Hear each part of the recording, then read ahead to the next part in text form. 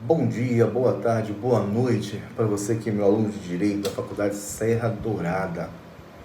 Em especial aos alunos de Teoria Geral do Direito, do professor Emílio, tá? Nós iremos agora iniciar mais um novo assunto, correto? Nós iremos falar agora sobre o ordenamento jurídico. Nós finalizamos nossa matéria anterior sobre hermenêutica jurídica, correto? E vamos agora iniciar nosso penúltimo assunto desse semestre, tá? Nós iremos falar sobre ordenamento jurídico, em especial, o ordenamento jurídico na visão de Hans Kelsen e Norberto Bobbio, ok?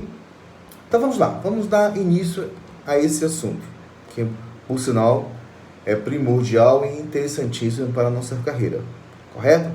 Vamos lá, ordenamento jurídico.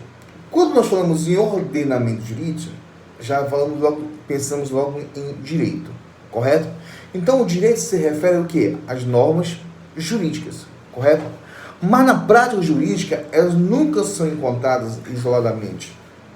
Ou seja, o operador de direito, o jurista, na sua totalidade, ele não pode somente se basear na norma jurídica, correto? Então, a norma jurídica não é um instrumento único do nosso ordenamento jurídico, correto? O direito não é composto apenas de normas. Sabemos disso e estudamos de forma exaustiva nas aulas anteriores.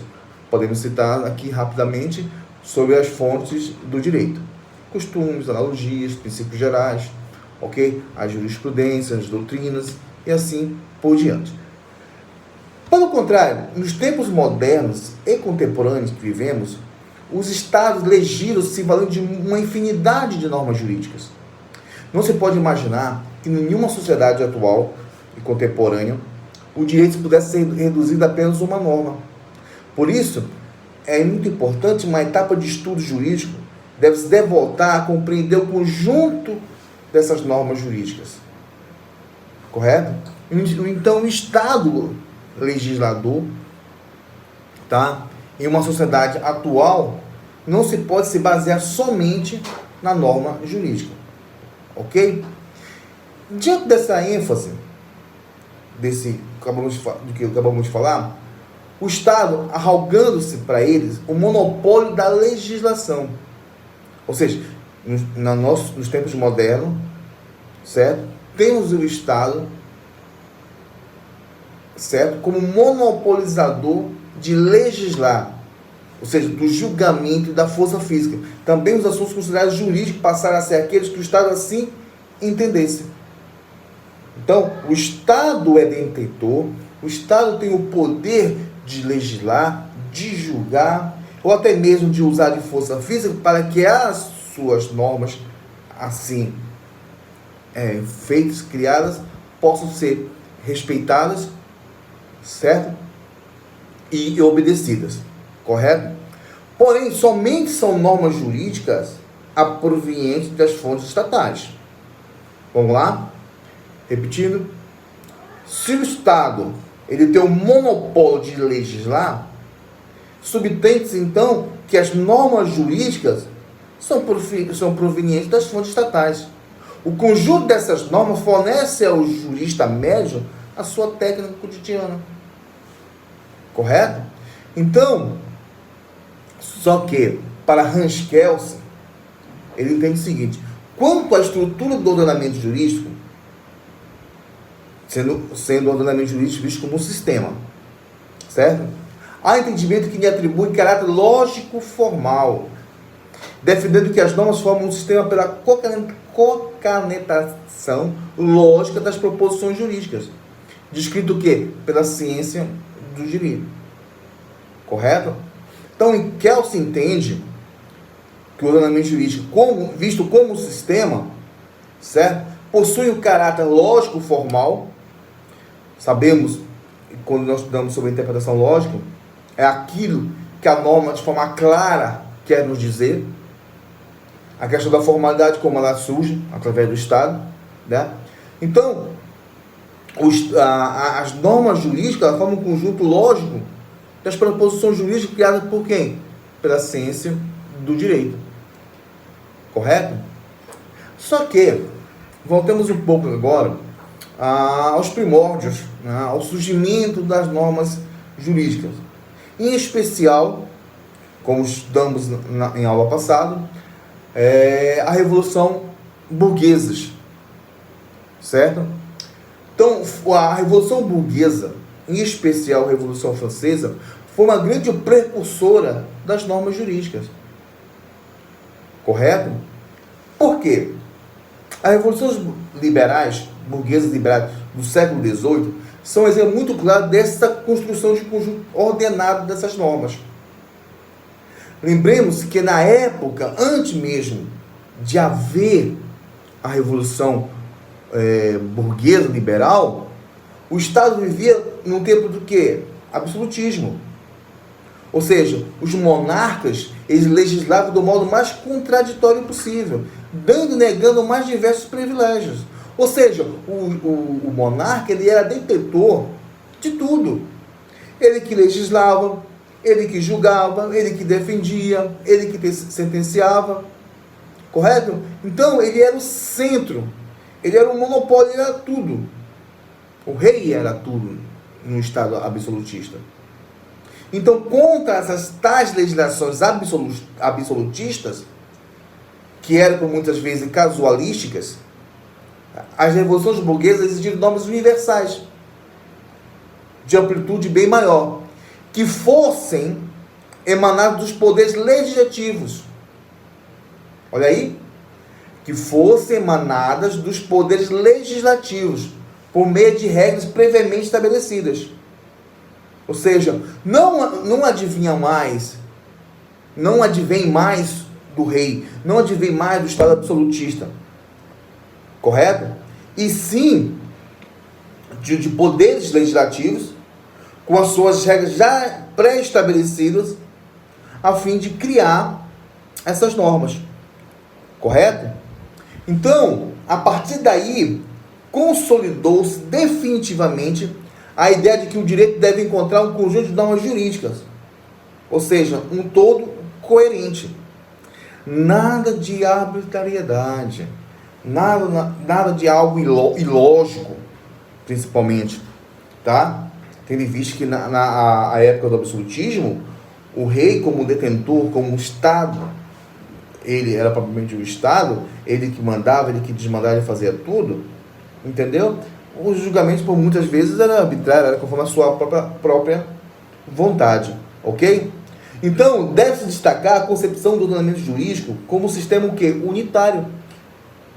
Ou seja, repertório de estruturas envolvidas com um princípio que organiza e mantém o conjunto como todo harmônico. Só que, para Kelsen, esse princípio unificador, onde o direito, onde as normas têm que ser um sistema unitário, ele diz o seguinte, que esse princípio unificador seria uma norma fundamental, pressuposta, ou seja, isto é, a norma de escalão superior, sendo o fundamento da validade de todo o ordenamento jurídico. Ou seja, através de uma norma superior, que são emanadas todas as outras leis. Correto? Então, segundo Kelsen, vamos definir o que é norma fundamental. Norma fundamental é aquela baseada na coerção. Sabemos que Kelsen, ele fala e ele preconiza que a norma, que o direito é um conjunto de normas, essas normas são imperativas e coercitivas, certo? A fim de que tenha a função de controle social. Então, a norma fundamental, ela é baseada na coerção, é ficcionalmente pressuposta. Sua função é validar todas as normas de um sistema. Ou seja, só existe uma norma fundamental, e esta fornece validade a todo o ordenamento jurídico. E também é fonte de todas as outras normas. Permite que o aplicador de direito interprete a validade das normas em um campo de significação, não contraditório. É pressuposto em termos de eficácia, essa norma fundamental, Então ela precisa ser válida e a sua escolha não é arbitrária. E depende necessariamente da eficácia. Ou seja, para que venha surtir os seus efeitos legais. Correto? Então, Kelsen, ele entende que para que esse sistema seja unitário, é necessário que haja uma norma fundamental e que através dela todas as outras leis são criadas. Ou seja, uma norma superior que aí, através dela surgem as normas inferiores. Correto? Os pensadores de direito, em geral, se põem a refletir de outro modo a respeito da coerência do ordenamento jurídico. Correto? Porém, Kelsen é quem responde com o melhor acerto a esse imperativo técnico do novo tempo. Certo? Sabemos que Kelsen, ele é positivista e ele rege em sua doutrina que a norma é a premissa primordial do ordenamento jurídico. Correto? E o nosso sistema, o nosso ordenamento jurídico, ele é positivista e dogmático. Uma vez dogmático, porque a ciência não pode ser questionável, no caso, a ciência do direito. Correto? Então, diante do que foi narrado, diante de tudo aquilo que eu acabei de falar, concluímos que parte como regra geral, o ordenamento jurídico é a terminologia utilizada como sinônimo de quê? Do direito positivo. Volto a repetir, volto a frisar. O nosso direito é positivista. Nós temos um ordenamento positivista. Ou seja, o nosso ordenamento jurídico é direito positivo. Certo? Então, pensemos, nesse sentido, quando nós referimos ao nosso ordenamento em especial, ou seja, o ordenamento civil brasileiro, as normas do direito civil de nosso país, correto?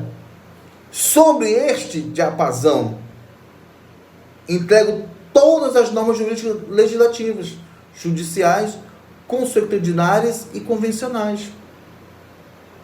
Correto?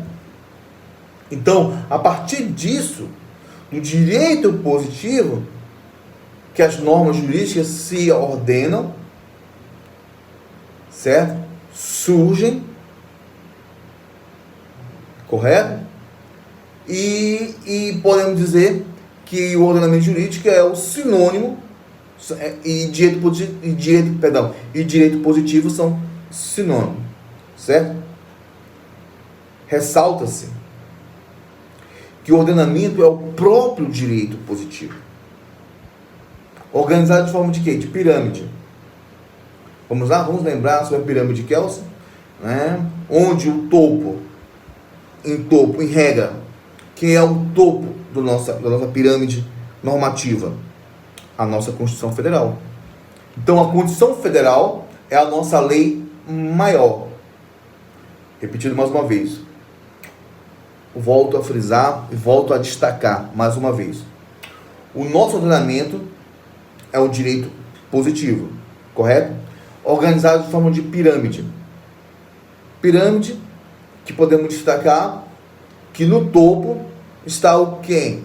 A Constituição Federal, a nossa Carta Magna, que é a nossa lei maior, né? Aí vem em seguida as emendas constitucionais, as leis complementares, as leis ordinárias, as leis delegadas, as medidas provisórias, os decretos legislativos, resoluções, decretos e provimentos, tá? As normas convencionais em geral. Então, essa ordem que eu acabei de falar é o que rege, certo? O nosso ordenamento jurídico, o nosso direito positivo, ok? Então, a posição de Kelsen quanto a isso, até se chegar à norma constitucional, no ápice da pirâmide, estamos perante o que? A norma fundamental. Então, para Kelsen, a norma fundamental é o que para nós? A nossa Constituição. Correto? Então, Kelsen entende que a norma maior, no nosso caso, é a nossa Constituição Federal. É a partir dela que todas as outras normas são geradas.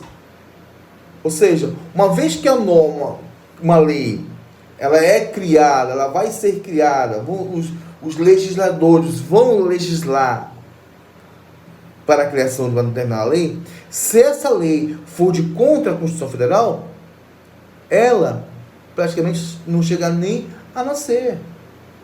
Ela sequer chega a ir para a plenária para a votação. Por quê? Porque fere a Constituição Federal. Esta como a nossa lei maior. E para Kelsen, chamada de norma fundamental. Ok? Diante disso, para alguns autores, muitos por sinais, essa identidade, entre o ordenamento jurídico e o direito positivo é insuficiente.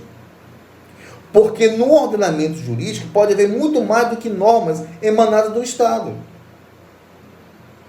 Correto? Ou seja, para muitos doutrinadores, eles falam, né? E eles sempre comentam que, e muitos defendem, que o ordenamento jurídico não é somente dotado das normas que são emanadas do Estado. Correto? Existem outros tipos de normas, podemos dizer assim, outros tipos de regras, podemos melhor falar, entendeu? Que serve de parâmetro, ou até mesmo de tese, ou de instrumento para o trabalho do operador do direito. Só que, para fins didáticos, para nós que estamos ensinando você, e você que está na academia, estudando, é melhor que você entenda como uma maioria, conforme aqui exposto. Ou seja, o conceito próximo derivado do ordenamento jurídico é o quê? É o de ordem jurídica. Correto? Então, quando nós falamos de ordem, de ordenamento jurídico, falamos de normas. E normas é direito o quê?